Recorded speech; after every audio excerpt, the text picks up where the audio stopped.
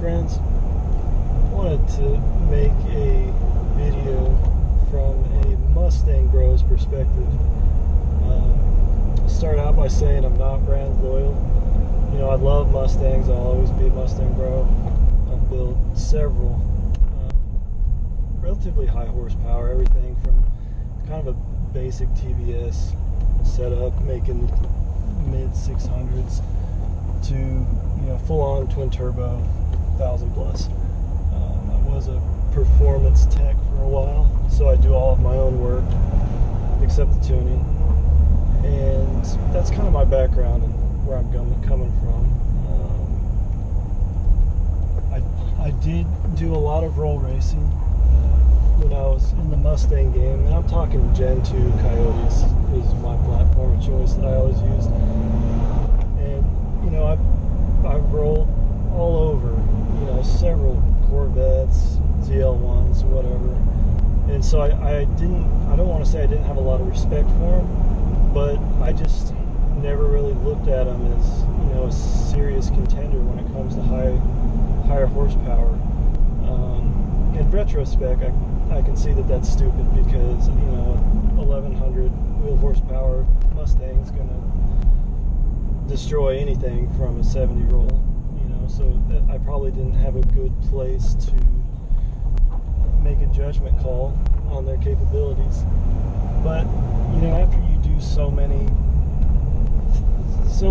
of the same thing over and over again, you know, get it, and you guys know the deal, you get it, oil pump gears, headers, if you're not doing turbos, throw some boost on it in the fuel system, E85, you know, depending on how aggressive you are with the boost, you're anywhere from 700 to, you know, in my instance, one car I was doing about 20 pounds of boost, and that was taking me pretty high when it comes to wheel horsepower. And when you get to that point, it becomes more about how everything else is set up other than the actual engine itself, because anybody can make a ton of power, right? It's weight reduction, your suspension setup, your tire choice, those kind of become all the factors. And, you know, I did that for a pretty long time, and, you know, the last, I'd say 4 years, roll racing kind of became a big deal. Like, you can't just go out with a car that, because for me, I want to be able to drive my cars to work if it's nice outside, yeah?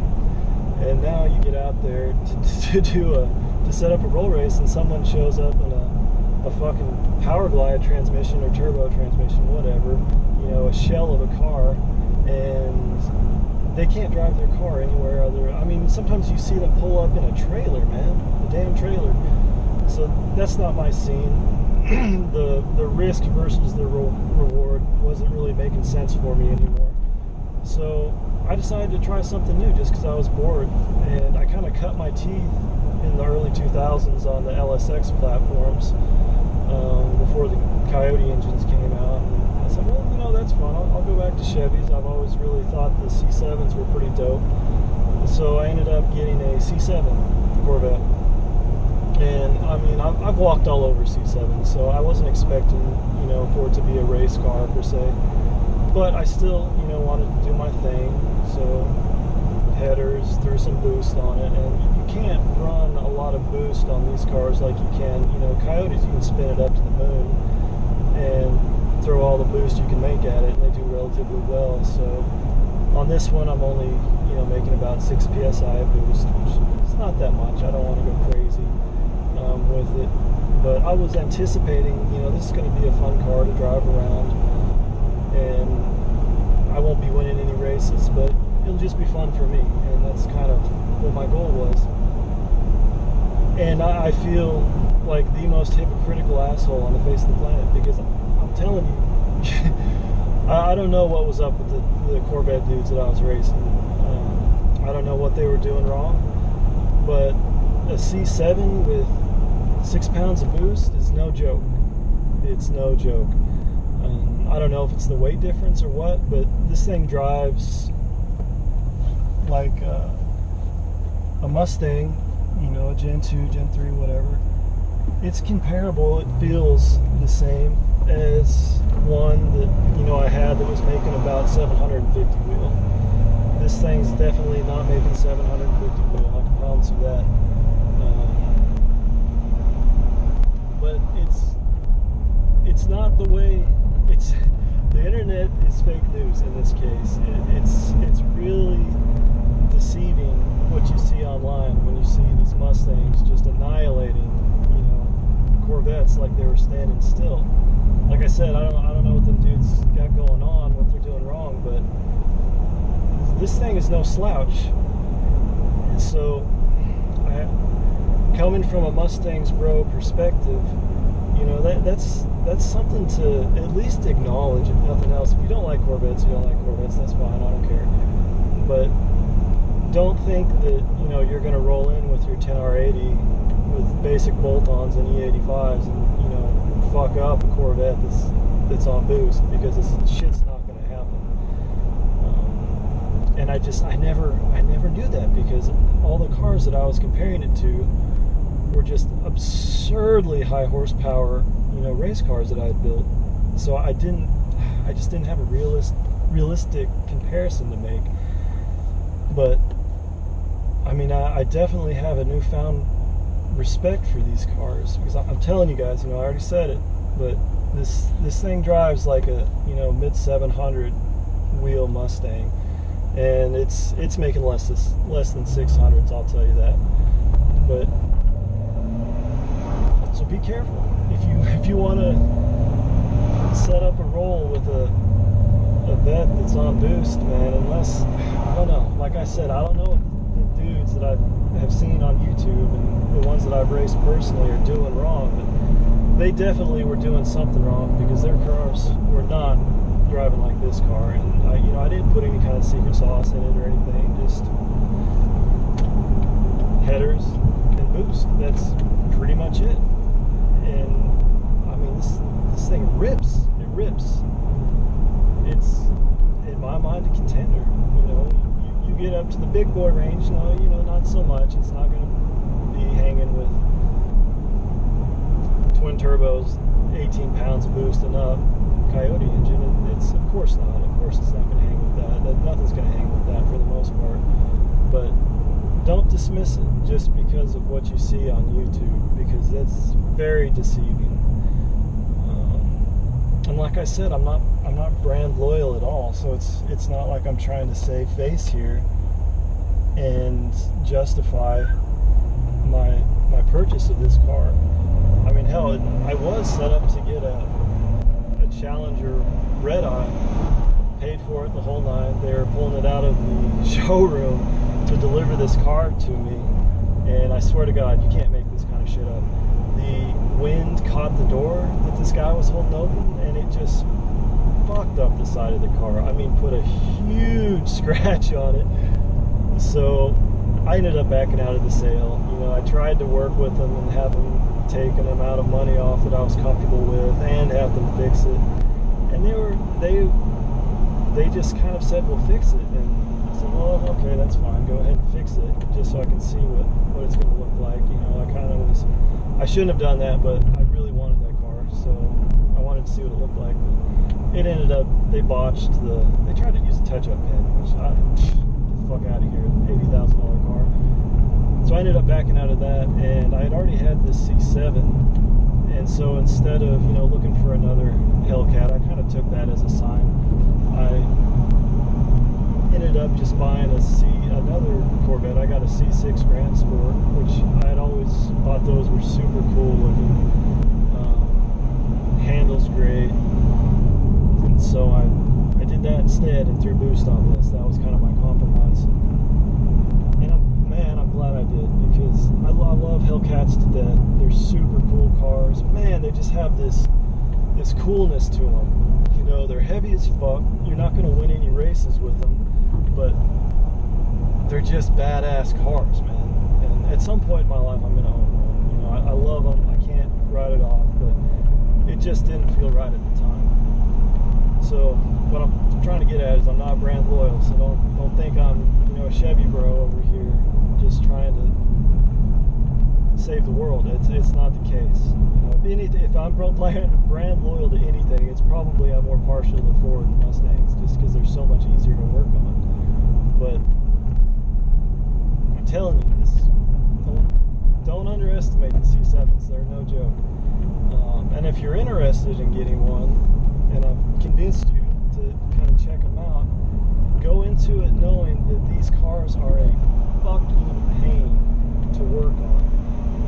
I mean, the payoff is great, but what would have taken me a weekend, maybe 2 weekends, 40 hours of work, whatever, took me, I was fucking on this thing for like 3 or 4 weekends straight, man. It is, everything is just such a tight space. The only, if I will rip on Chevy for anything, it's just the engineering logistics don't make sense in a lot of things in this car. But the payoff's great. I mean, this thing is a triathlete all the way. It will outperform. And this isn't even like the Mac Daddy, Grand Sport or Z06. Those dudes are in a different tax bracket. We're not even going to talk about them. But I mean, it's just a Z51, C7, nothing special. And this thing handles better than the GT350s that I've driven. I mean, this thing is just on rails, man. It kills it in the corners. A 350 won't know which way this thing's going. And then in a straight line, it's no joke. It's a contender. But it just drives so smooth. I can daily this thing to work with relative ease. And it's not like a pain in the ass where I'm having to look at, size up everything, plan my route ahead of time. Like, it's a pretty good daily driver. And the Mustangs that I had gotten up to kind of big boy horsepower level, I mean, you get race car problems when you get those. When you get to that level in a Mustang, yeah, you can drive it, but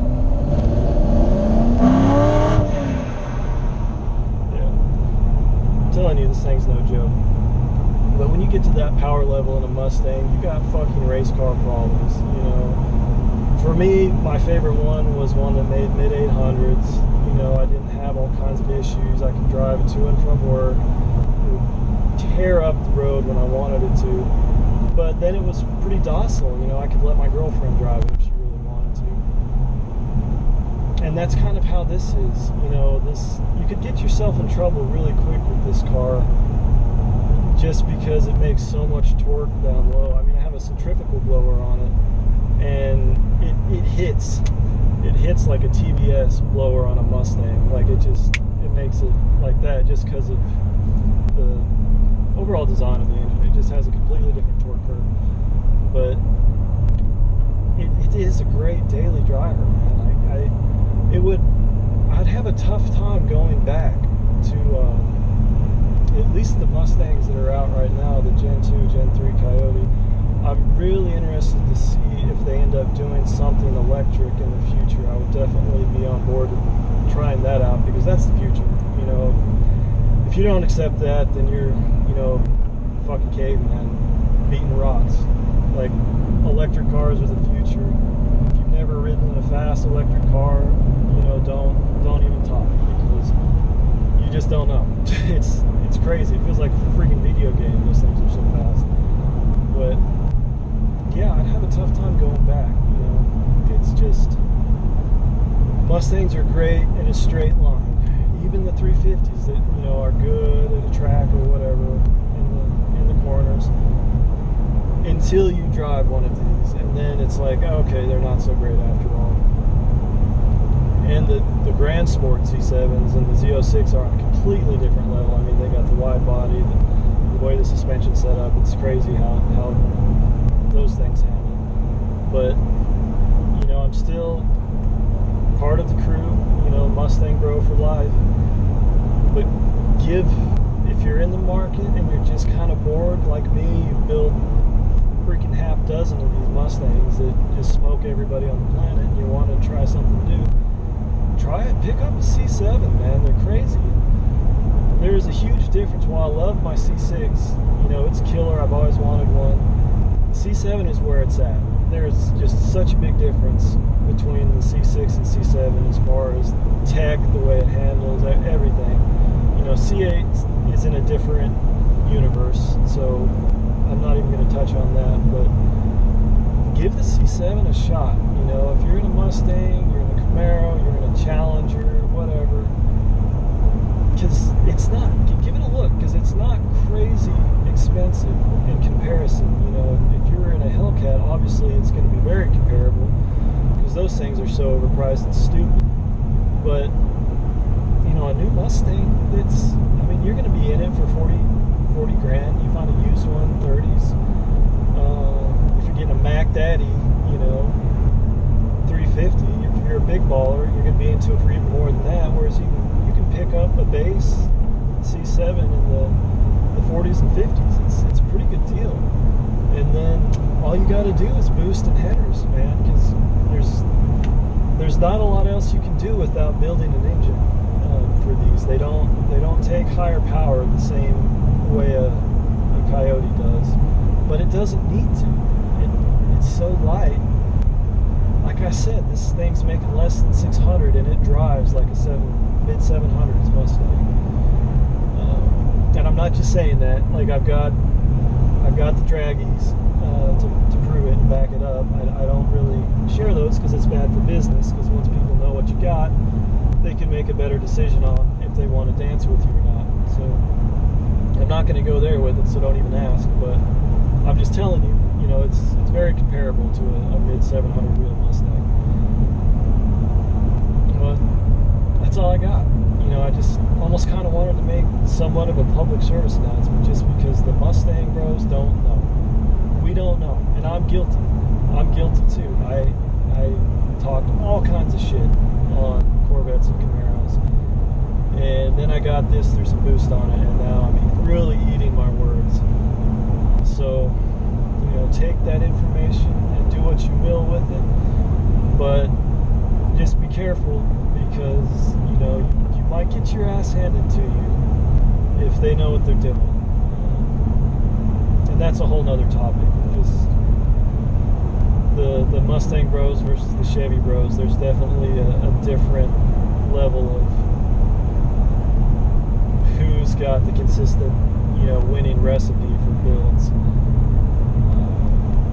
But anyways, I hope it was informative and you enjoyed it, and give it a thought. Give it a thought. If you're in the market, give it a thought. At least go drive it.